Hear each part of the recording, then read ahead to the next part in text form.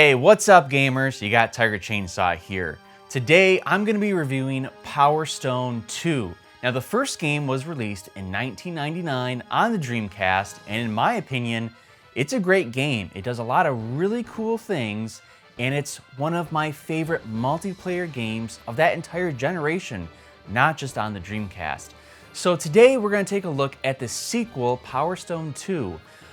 Is it any better than the original, and should you play it today? We're gonna get into all of that right now. But before we do, if this is your first time on my channel, or if you just haven't yet, make sure you hit that sub button because I've got so many retro video game reviews on this channel, from the Sega Master System to the PS5. So lots of great content. Hit that sub button so you don't miss any of that.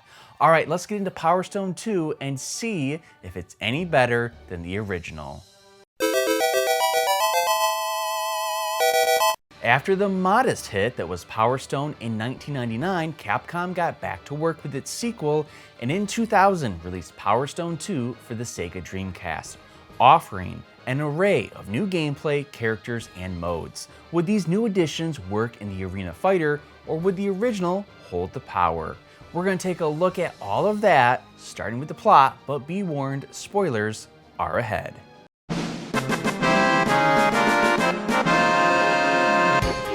After the events of Power Stone, our cast of characters find themselves continuing to search for more stones to make their wishes come true. One day, a mysterious castle arrives floating in the sky, surrounded by some dark clouds.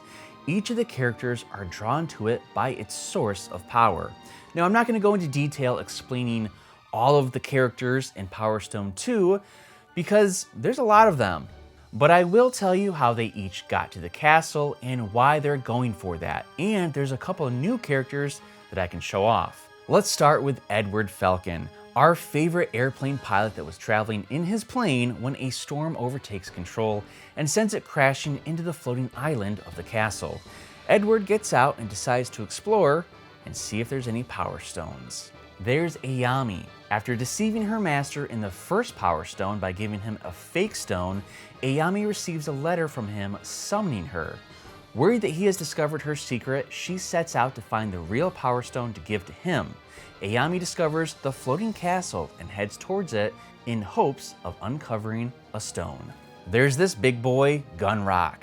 Having grown bored from all of the drinking and the gambling after acquiring a Power Stone in the first game, Gunrock wants to go on another treasure hunt. After hearing a rumor about a floating castle nearby, Gunrock launches himself from an air cannon and lands on the castle. Ryoma. Discovering a legendary sword has Ryoma reflecting its edge in the moonlight. One night, the sword reflects a floating castle in the clouds. Believing the castle is evil, Ryoma floats up into the sky with the help of his legendary sword. Wang Tang. Training on top of a mountain in martial arts, a giant shadow descends upon Wang Tang. Looking up, he discovers the castle above his head. Believing this is the final trial of his training, Wang Tang jumps to the castle and enters it. Galuda. Enjoying his honeymoon with his bride, the two are flying around on a cruise airship. When the ship suddenly hits something, the pair are thrown from the ship. Galuda wakes up next to the castle, believing his wife is in danger, and inside the castle, he enters it in hopes of finding his wife. Rouge? Rogue? Now that I'm thinking about it, I think her name might be Rouge. As a fortune teller, Rouge often uses her crystal ball to see the future. One day, while using it, the crystal cracks as dark clouds hover over Rouge. She decides to meditate to find the source of the dark clouds, and when she opens her eyes, she's inside the castle. Jack. With the Power Stone granting all of his wishes, Jack continues to wish for shiny things and objects to slice. A voice enters his head telling him a castle will appear during the next full moon that will be full of treasure and shiny things. When the full moon appears, Jack discovers the castle and he's absorbed into it. Now that's it for the old characters from Power Stone, but Power Stone 2 does introduce a few new ones, and these are them. First up is Pete. He's a wooden puppet who just wants to be a real boy. One day he comes to life in the toy box of a child. Pete dreams of creating things to delight others and is whisked away through the window to a castle. sounds a lot like another wooden puppet from Disney. Julia. Hailing from an elegant, rich family, Julia is bipolar. Her family makes her act proper with grace, but she's got another side to her where she has dark desires with a radical personality. The family has a power stone that helps control Julia's split personality, but one day she runs away and finds herself inside this mysterious castle. Gourmand. As the head chef of a luxurious airship, Gourmand enjoys the ritzy life. He takes his cooking very seriously and will do anything to get his hands on rare ingredients. One day he sees a floating castle as the airship flies by. He believes there could be some new ingredients that he's never used before in that castle, and he takes a leap to get them. And finally, there's Excel. He's a rogue outlaw and gunman who is ambushed by a gang. They tie him up to a hot air balloon and he floats into the sky. Excel passes out and wakes up in a castle with a power stone in his hand. He feels a thirst for revenge against the ones who put him here. So those are all the characters in Power Stone 2 and the fighters that you can choose from. I really thought their backstories were fun to learn, and it was always interesting to see why they were in this castle searching for Power Stones. So Power Stone 2 is already off to a good start in terms of the plot.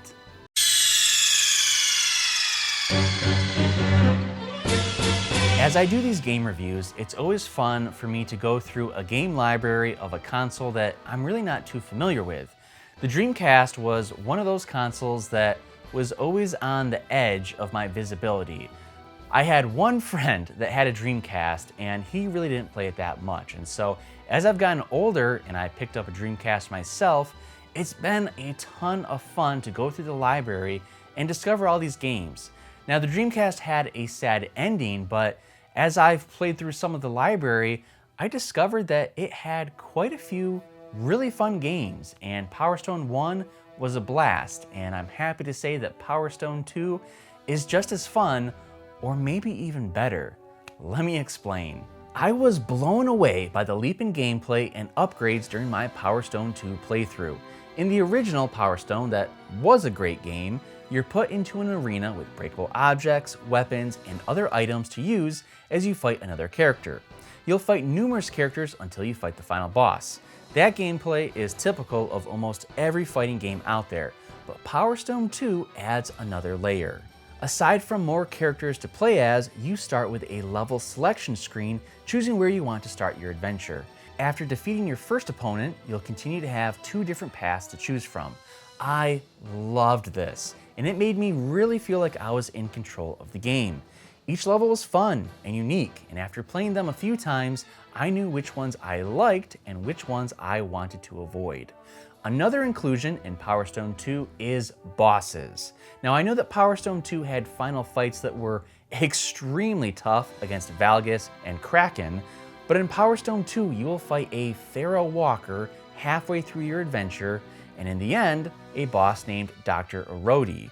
The Pharaoh Walker is a giant walking artifact found in the desert. It will spin around, knocking you down, jump on you, and try and gobble you up. Taking out 2 of its legs will make it fall, where you can then attack its head. Now the final boss is a giant looking zombie. To get to him, you'll have to defeat a few wooden soldiers and climb the stairs to face him. He'll try and eat you with a fork. It's kind of weird, but I guess it works. You'll have to avoid his sweeping hands, stabbing fork, and sharp teeth as you attack his head to open up his heart compartment. He is much more easier to defeat than Valgus, but he still really gave me a challenge. One of the coolest things about Power Stone 2 was the shifting environments. Each level has unique timed events where you will have to run to escape danger or manage shifting cliffs or spikes. This made each level essentially split in 2 and offered even more gameplay during my Power Stone 2 playthrough.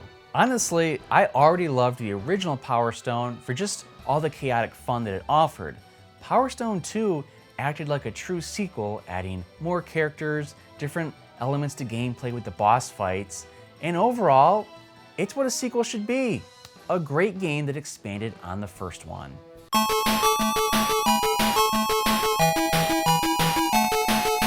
Power Stone 2 builds upon a great arena fighter, adding more characters, unique items, bosses, and layered gameplay with all the levels. Capcom did a terrific job sending this series out on the right note. I thoroughly enjoyed my time with Power Stone 2, which is why Power Stone 2 is getting an 8.5 out of 10, making this a great game. Gamers and Dreamcast fans, I want to hear from you. I would love a new entry in the Power Stone series. Come on, Capcom, revive this and give us Power Stone 3. But gamers, let me know your nostalgic memories of either Power Stone 1 or Power Stone 2. Who's your favorite fighter? Did you find it difficult to fight the bosses as I did? I'd love to hear your thoughts on Power Stone 2 in the comments below. And while you're there, don't forget to like this video and of course, subscribe to my channel to watch tons of retro video game content and lots of reviews. In fact, I just released my review of Power Stone 1, so if you haven't watched that, catch that after this one. All right, gamers, make sure you play a video game today.